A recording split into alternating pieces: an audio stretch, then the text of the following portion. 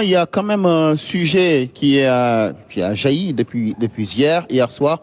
On parle beaucoup de, allez, on va pas dire crise, mais en tout cas de soucis au sein de la tanière avec les histoires de primes qui ont été évoquées, la nourriture à l'hôtel, puisqu'il semblerait que l'équipe est partie sans son chef habituel. Les joueurs sont obligés, semblerait-il, de commander hors de l'hôtel pour pouvoir bien s'alimenter. Et puis il y a également la question du contrat de Pape Thiaw qui n'est toujours pas réglé. Alors qu'en est-il réellement de ces informations qui aujourd'hui font la une de la presse sénégalaise et même mondiale et qui semblent jeter un peu le trouble dans la tanière? Ouais, c'est regrettable tout simplement parce que c'est en début d'après-midi au moment où nous nous apprêtions à aller à la séance d'entraînement qu'on a eu cette information-là sortie par des confrères de News Sport Africa. Et je confirme que tout ce qui a été dit malheureusement dans ce papier-là, c'est la vérité.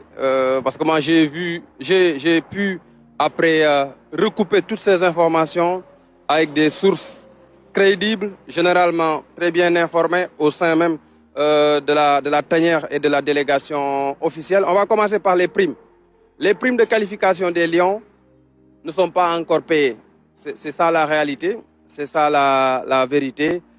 Et ce sont des choses qu'il fallait gérer avant la compétition. Parce que les éliminatoires de la Coupe du Monde se sont terminés depuis belle lurette. On aurait dû payer ces primes de qualification avant d'entrer de plein pied dans cette Coupe du Monde. Pour ce qui est du contrat de Pape Thiaw également, je crois que c'est un secret de polichinelle. Avant même le départ de l'équipe vers les États-Unis, tout le monde a vu l'info que Pape Thiaw voulait avoir beaucoup plus de garanties par rapport à son contrat qui est arrivé à expiration depuis le mois de février.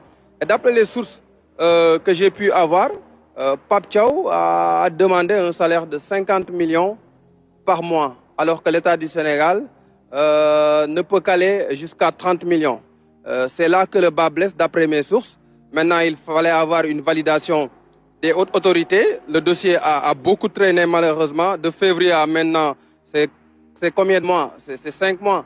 Mais je pense qu'on aurait pu également gérer ce contrat de Pape Thiaw, lui faire un nouveau contrat. Comme ça, il pourra entamer la Coupe du Monde avec beaucoup plus de sérénité. Et ça n'a pas été le cas. Un confrère lui a même posé la question lors de la conférence de presse d'avant-match France-Sénégal. Et Pape Thiaw a botté en touche, disant que le contrat est derrière lui. C'est un patriote et qu'il est focus sur la Coupe du Monde. Il y a aussi un autre point qui a été évoqué par nos confrères dans leur papier, c'est la nourriture au sein de la tanière. Moi, j'ai pu discuter avec des personnalités du football qui ont logé dans un premier temps dans cet hôtel-là, mais ils ont dû quitter parce que la nourriture conservée sur place n'était pas de qualité. Et ce qui a amené peut-être les joueurs à faire des commandes dehors pour pouvoir bien manger. Et ça, c'est pas nouveau hein, dans la tanière. Dans le passé, moi, j'ai vu des joueurs qui ont pu commander une pizza dehors pour pouvoir manger ou se retrouver dans un restaurant pour manger un plat sénégalais ou africain. Mais l'un dans l'autre, ce sont des impairs qui ne s'accommodent pas du très haut niveau. Et le chef cuisinier, vous l'avez rappelé, il n'a pas pu faire le déplacement, faute de visa, et forcément, il y aura une conséquence sur la nourriture des Lions. À la dernière Coupe d'Afrique des Nations, il était présent et personne n'a entendu parler de problèmes de malbouffe dans la tanière. Il y a aussi l'histoire des billets.